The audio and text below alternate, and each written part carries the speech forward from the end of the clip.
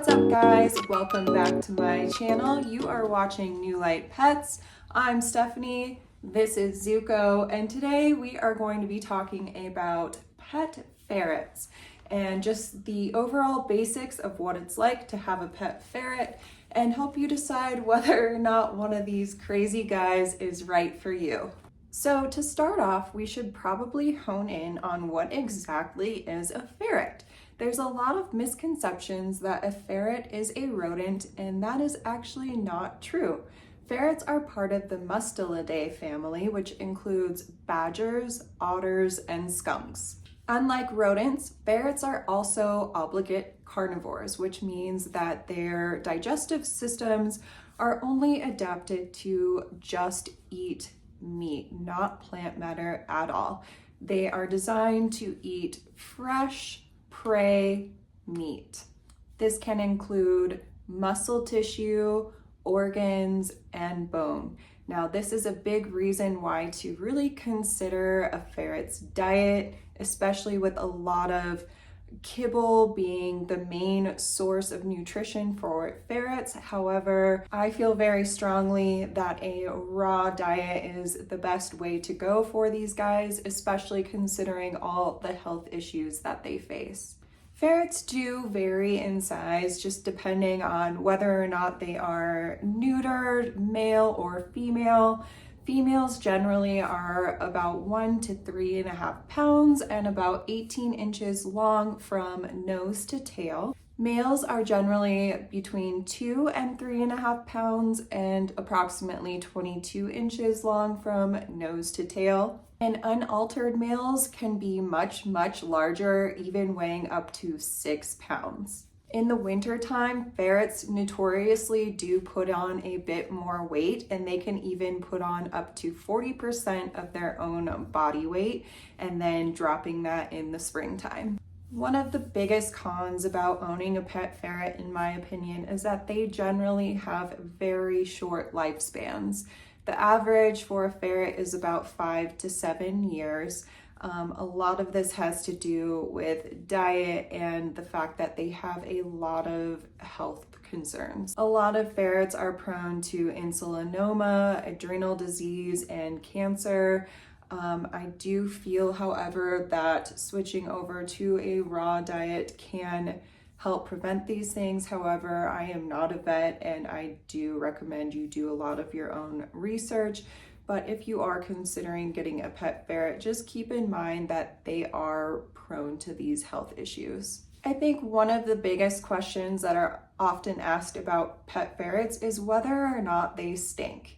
And yes, ferrets do have a smell. They are known to have a bit of a musky smell, but to me, I feel like it's no different than going over to a person's house that has a cat. They just have their own scent. The majority of ferrets that we find in the United States have already had their scent glands removed, so they are not able to musk like, say, a skunk is. However, they do still carry that ferret smell, which I personally don't mind at all. But do keep in mind that ferrets cannot be bathed that often, maybe once or twice a year, honestly. It's very bad for their skin. It's very irritating for them. And soaps and harsh things like that are not recommended for them either. So just keep that in mind. If you have a very sensitive nose, a ferret might not be ideal for you. Also, ferrets poop a lot.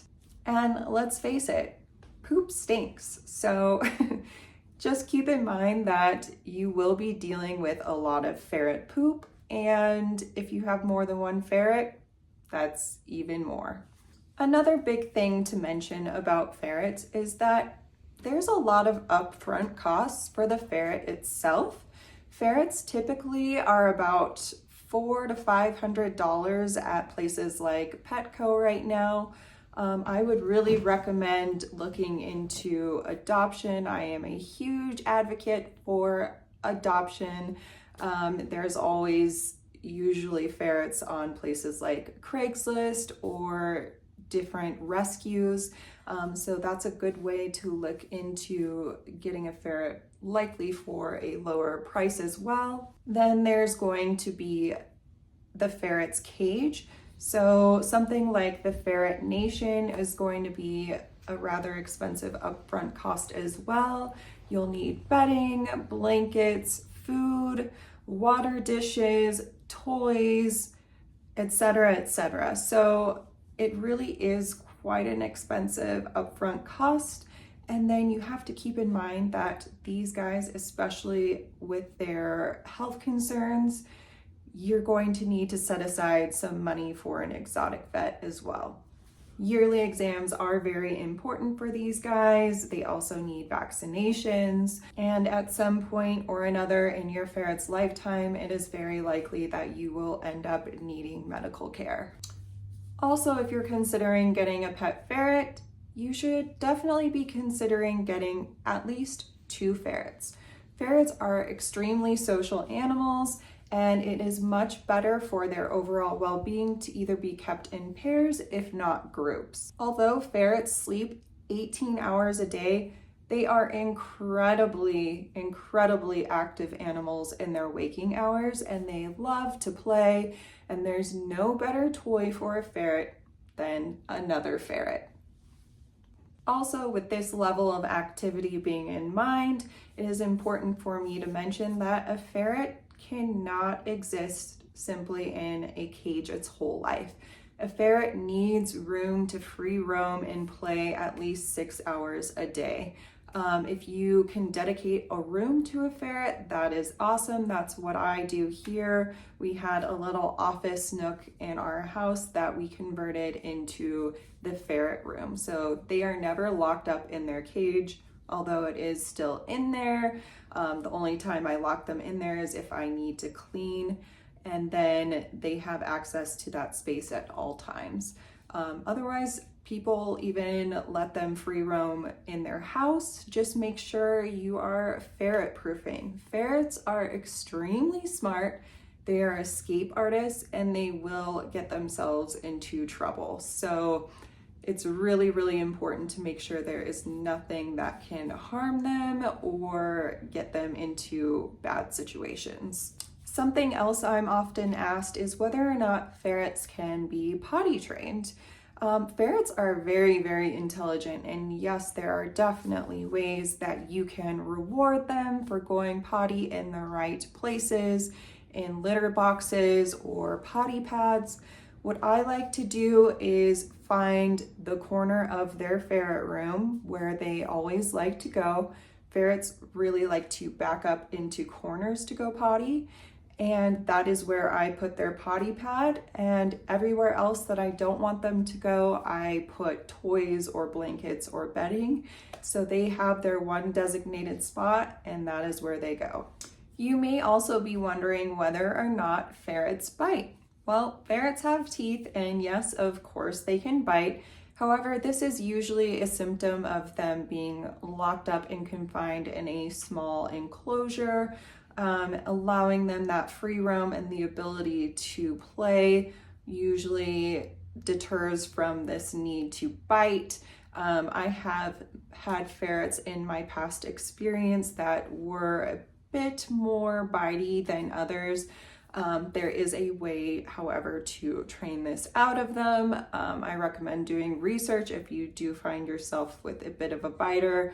But this is usually more common with the kits. With the baby ferrets, they're a bit more nippy, where the adults tend to grow out of that. What do ferrets eat? As I touched on before, ferrets are obligate carnivores and they need meat. Now, it is very common to be recommended kibble for ferrets. However, kibble is, in my opinion, not the most ideal diet for a ferret. As I also mentioned before, I really feel strongly that a raw diet is much better for these guys. With my own personal experience, I've noticed my ferrets being healthier, they have better coats.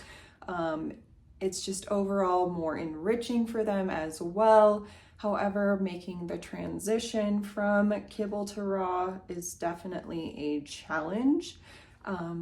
Ferrets imprint on their food as kits, as babies, and oftentimes when you obtain a ferret from a pet store, they are going to be started on that kibble. So they see the raw food as not food at all, and they want nothing to do with it, and it's usually a huge, difficult transition to get them over to it, but I've done it many times, and it's possible, in my experience, for every ferret, and I personally cannot recommend it enough.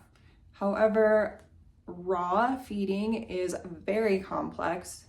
It is something you have to put a lot of research into. It is not as simple as just giving raw chicken breast to a ferret. They need variety, they need 80% muscle, they need 10% secreting organ and 10% bone. So please, before you do this, do lots and lots of research about it. Raw feeding is also expensive. However, in my opinion, it's more expensive in the long run for the vet bills that you're going to see by not raw feeding your ferret. I love brands like My Pet Carnivore and Viva Raw. I feel like those are great brands that are perfect for a ferret diet. I really like the Viva Pure recipe. I will link that below. There's even 20% off your first order if this is something that you want to try. Otherwise, people do put together their own whole prey recipes, and there's a lot of different ways to be able to do this. So these are just some of the basics to consider before getting a pet ferret, and just a general idea of what it's like to have them. If you feel like you are not ready for a cat or a dog, a ferret's likely not going to be right for you either. A ferret, in fact, in my opinion, is maybe even a little bit more work. But the pros of having them are huge. They are just amazing animals. I love having them. They are so entertaining, incredibly smart, hilarious, and each one has their own individual personality. So I absolutely love these guys, and they make amazing and rewarding pets. So that's it for my video today. Hopefully you guys got a good overview of the basics of ferrets. And until next time, you guys have a wonderful week.